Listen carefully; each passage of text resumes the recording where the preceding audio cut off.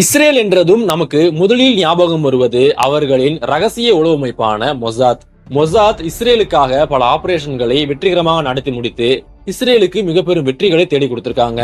இப்படி ஒரு சக்தி வாய்ந்த அமைப்பாக இருக்கக்கூடிய மொசாத்தின் கண்களிலேயே மண்ணள்ளி போட்டுட்டு இஸ்ரேலின் மிகவும் முக்கியமான ஒரு ப்ராஜெக்டை பற்றின நிறைய ஆவணங்களை அவர் சேகரித்துக் கொண்டு அவர் இஸ்ரேல இருந்து புறப்படுறாரு. இந்த சம்பவங்களை பண்ணது அனைத்துமே ஒரு யூதர் தான். தங்களுடைய சொந்த நாட்டுக்கு எதிராகவே துரோகம் செய்த அந்த ஒரு நபரை இஸ்ரேல் என்ன செய்தது? இஸ்ரேலின் மிகவும் சக்தி வாய்ந்த உளவு அமைப்பான மொசாத்தை ஏமாற்றிவிட்டு அவர் எப்படி நிறைய ஆவணங்களை சேகரித்தார், அவரை எப்படி மீண்டும் மொசாத் கைது செய்தது என்பதெல்லாம் பற்றி இந்த பதிவில் நாம் விரிவாக பார்க்கலாம்.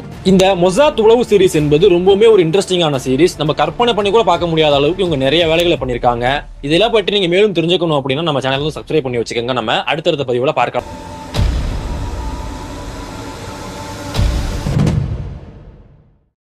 முர்சடாய் வவுன் இவர் இஸ்ரேலில் பிறந்த ஒரு யூதர். இவர் பிறந்தது வளர்ந்தது எல்லாமே இஸ்ரேல்ல தான். தன்னுடைய பட்டப்படிப்புகள் அனைத்தையுமே முடிச்சுட்டு இஸ்ரேல்ல உள்ள மிகவும் முக்கியமான ஒரு இடத்துக்கு வேலைக்கு போறாரு. அது என்ன அப்படின்னா நெகவ் நியூக்ளியர் ரிசர்ச் சென்டர். அன்றைய காலகட்டத்துல இஸ்ரேல் நாடு உலகத்துக்கே தெரியாம அவங்க அணு ஆராய்ச்சியிலும் ஈடுபட்டு கொண்டிருந்தாங்க. உலகில் உள்ள பல ரகசிய அமைப்புகள் இஸ்ரேல் ரகசியமாக அணு ஆராய்ச்சி பண்றாங்க அப்படின்னு சொன்னதுக்கு இஸ்ரேல் மறுப்பும் தெரிவிக்கல, அதற்கு எதிர்ப்பும் தெரிவிக்கல, அமைதியாவே இருந்தாங்க. இந்த மாதிரி ஒரு குழப்பமான சூழ்நிலை ஏற்பாடு பண்ணிவிட்டு இஸ்ரேல் தொடர்ந்து அவங்களுடைய அணு ஆராய்ச்சியிலுமே ஈடுபட்டு கொண்டிருந்தாங்க.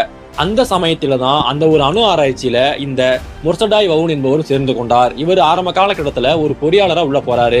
வவுன் என்பவர் அங்கு வேலைக்கு சேரும் பொழுதே அங்கு இருந்த அதிகாரிகள் பல கட்டுப்பாடுகளை விதிக்கிறாங்க. அதுல மிகவும் முக்கியமான கட்டுப்பாடுகள் என்ன அப்படின்னா, இந்த ஆண்டுகளுக்கு அரபு நாடுகளுக்கு செல்லக்கூடாது, அதே சமயத்தில் கம்யூனிஸ்ட் கட்சிகளுடன் எந்த ஒரு பழக்கத்தையும் வைத்துக் கொள்ளக்கூடாது என்கின்ற இரண்டு முக்கியமான கட்டுப்பாடுகளை விதித்தார்கள். அனைத்திற்கும் சம்மதம் தெரிவித்து விட்டுதான் இவர் அந்த பகுதிக்குள்ள வேலைக்கு போறாரு. ஆரம்ப காலகட்டத்துல இஸ்ரேலுக்கு ஆதரவாகவே வேலை பார்க்கிறாரு. அவருடைய வேலை நல்லபடியாக இருந்த காரணத்தினால அவருக்கு பல பதவி உயர்வுகளுமே கிடைக்கிறது, ஊதியமே இவருக்கு அதிகமாக கிடைக்கிறது. இப்படி இவர் இஸ்ரேலினுடைய அணு ஆராய்ச்சி நிலையத்துல வேலை பார்த்து கொண்டிருந்த சமயத்துல இவருடைய மனம் என்பது மாறுகிறது. இஸ்ரேலுக்கு எதிரான நிலைப்பாடை இவர் எடுக்க ஆரம்பிக்கிறாரு. இஸ்ரேல் பண்ணக்கூடிய அணு ஆராய்ச்சிக்கு எதிர்ப்பு தெரிவிக்கிறாரு. இது மட்டும் இல்லாம இஸ்ரேல் நாட்டுக்குள்ளவே இருந்த PLO எனப்படும் அமைப்பு, இந்த PLO அப்படின்னா பாலஸ்தீன் லிபரேஷன் ஆர்கனைசேஷன், இந்த ஒரு அமைப்புக்குமே இவர் ஆதரவு கொடுக்கிறாரு. இது மட்டும் இல்லாம இஸ்ரேலுக்கும் லெபனானுக்கும் இடையே 1982ஆம் ஆண்டு ஒரு போர் என்பது நடைபெறும். அந்த போர்ல இவர் ஒரு ராணுவ வீரரா பணியாற்ற சொல்லுவாங்க. ஆனால் இவர் அந்த போரை எதிர்த்து கொண்டு என்னால அந்த போருக்கெல்லாம் போக முடியாது அப்படின்னு சொல்லிட்டு மறுத்துருவாரு. இப்படி இவர் தொடர்ந்து இஸ்ரேலுக்கு எதிரான பல நடவடிக்கைகளிலும் ஈடுபட்டு கொண்டிருக்கிறார். ஒரு கட்டத்துல என்ன பண்றாரு அப்படின்னா கம்யூனிஸ்ட் கட்சிகளுக்கு ஆதரவு கொடுக்கிறாரு. அது மட்டும் இல்லாம அரபு தேசத்தில் இருக்கக்கூடிய பல நபர்களுடன் இவர் நெருங்கிய ஒரு உறவுமே இருந்தாரு. இது இஸ்ரேல் அரசாங்கத்துக்கு சுத்தமா பிடிக்கல. இதனால இவரை பல முறை அழைச்சு அவங்கள விசாரிச்சு கொண்டே இருந்தாங்க.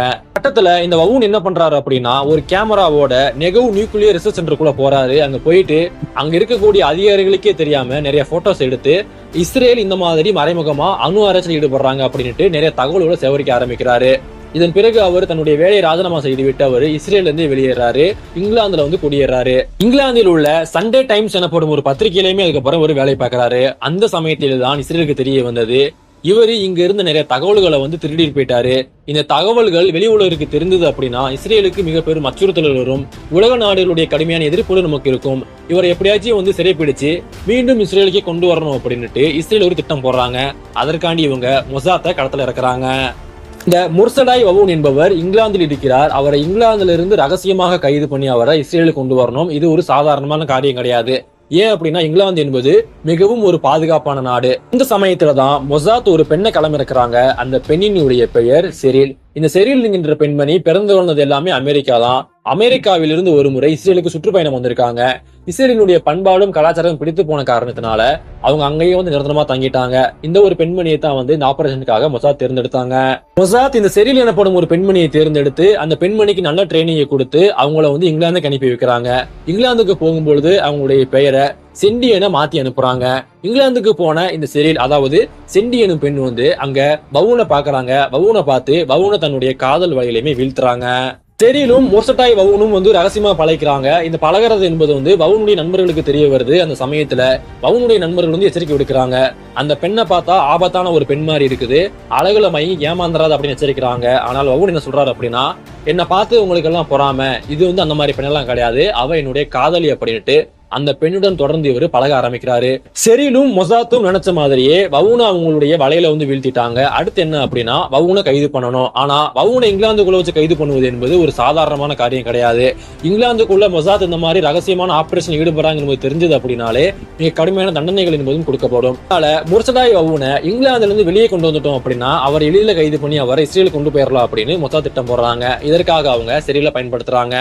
செரில் வவுன் தப்ப என்ன சொல்றாங்க அப்படின்னா நம்ம வந்து எத்தனை நாள் தான் வந்து இங்க இங்கிலாந்துல இருக்கிறது, நம்ம பல உலக நாடுகளுக்கு போயிட்டு உலகத்தை சுத்தி பார்க்கலாம். இத்தாலியில உள்ள ரோம்ல என்னுடைய அக்கா வீடு இருக்குது, நம்ம அங்க போயிட்டு கொஞ்ச நாள் தங்கி இருக்கலாம், நம்ம உல்லாசமா இருக்கலாம் அப்படின்ற ஆசை வார்த்தைகளை காமிக்கிறா. இந்த ஆசை வார்த்தைகளுக்கு வவுனு மயங்கி சொன்னதுக்கெல்லாம் தலையாட்டி கொண்டு நான் இத்தாலி வர தயார் அப்படின்னு சொல்றாரு. இதன் பிறகு 2 பேருமே இத்தாலியில் உள்ள ரோம் நாட்டிற்கு செல்வதற்காக தயாராக கொண்டிருந்தாங்க. அந்த சமயத்துல அவர் வேலை பார்த்து கொண்டிருந்த சண்டே டைம்ஸ் பத்திரிகை நிறுவனத்துக்கு போயிட்டு நாங்க இந்த மாதிரி வெளிநாட்டுக்கு போறோம், எங்களுக்கு விடுமுறை வேண்டும் அப்படின்னு அவர் கேட்கிறாரு. அந்த சமயத்துல அந்த பத்திரிகையாளர்கள் என்ன சொல்றாங்க அப்படின்னா இதுல ஏதோ ஒரு உள்குத்து இருக்கிறது, இது மொசாத்தினுடைய உளவு வேலையா கூட இருக்கலாம், நீங்க வெளிநாடு போனீங்க அப்படின்னா நீங்க கைது செய்யப்படலாம் அப்படின்னு வச்சிருக்காங்க. ஆனால் அவள் என்னுடைய காதலி, அவள் அந்த மாதிரி எல்லாம் கிடையாது அப்படின்னு சொல்லிட்டு பல எதிர்ப்புகளையுமே மீறி வவுன் சிரில் கூட வந்து இத்தாலிக்கு போறாரு. அவர் இத்தாலி போகும்போது ஒரு விமானத்துல பயணம் பண்றாங்க. அந்த விமானத்திலேயுமே வந்து பல மொசாத் உளவாளிகள் இருந்தாங்க. அதன் பிறகு சிரில் இத்தாலியில இறங்கி அங்க இருந்து அவரை வந்து ரோம் கூட்டி போறாரு. ரோமில் உள்ள அவருடைய அக்கா வீட்டுக்கு கூட்டிட்டு போறாரு. சிரிலும் வவுனும் ரோமில் உள்ள அவருடைய அக்கா வீட்டுக்கு முன்பு நின்று கதவை தட்டுறாங்க. கதவு என்பது திறக்கிறது. உள்ள இருந்து சிரிலோட அக்கா வரல, மாறாக ஒட்டுமொத்த மொசாத் உளவாளிகளும் உள்ள இருந்து வர்றாங்க. அந்த இடத்திலேயே வவுனுக்கு மயக்க மருந்தை கொடுத்து அவரை மயக்கமடைய செய்து அவரை கைது பண்ணி இஸ்ரேலுக்கு கொண்டு போறாங்க. வவுன் ஒரு குறிப்பிட்ட நாள நான் திரும்பி வந்து இங்கிலாந்து வருவேன் அப்படின்னுட்டு அவர் வேலை பார்த்த நிறுவனத்தை சொல்லிட்டு போயிருந்தாரு. ஆனால் வவுன் வரவே இல்லை. அந்த சமயத்துல சண்டே டைம்ஸ் பத்திரிகை நிறுவனம் ஒட்டுமொத்தமாக குழம்பி போயிருந்தது. வவுனுக்கு என்ன ஆனது என்று தெரியாமல் குழம்பி போயிருந்தார்கள். மறுபுறம் மொசாத் அவரை கைது செய்து இஸ்ரேல் நீதிமன்றத்துல ஒப்படைச்சாங்க. சமயத்துல சண்டே டைம்ஸ் ஒரு முடிவுக்கு வர்றாங்க. என்ன ஆனாலும் சரி இஸ்ரேலினுடைய இந்த ரகசிய அணு ஆயுத சோதனை நம்ம வெளியுறவுக்கு வெளிச்சம் போட்டு காட்டணும் அப்படின்னு சொல்லிட்டு 1986 அக்டோபர் மாதம் 5ஆம் தேதி அன்று நியூக்ளியர் ரிசர்ச் சென்டர்ல இஸ்ரேல் என்னென்னலாம் பண்ணாங்க என்பதை வந்து இவங்க வெளியிடுறாங்க. அந்த செய்தியை வந்து உலகம் முழுவதும் காட்டுத்தீயாக பரவுகிறது. இஸ்ரேலுக்கு உலக நாடுகள் மத்தியில் இருந்து மிக கடுமையான எதிர்ப்புகளுமே வந்தது. ஆனால் இஸ்ரேல் இதை எதையுமே வந்து கண்டுகொள்ளாம அடுத்ததாக வவுனை விசாரிக்க ஆரம்பிக்கிறாங்க.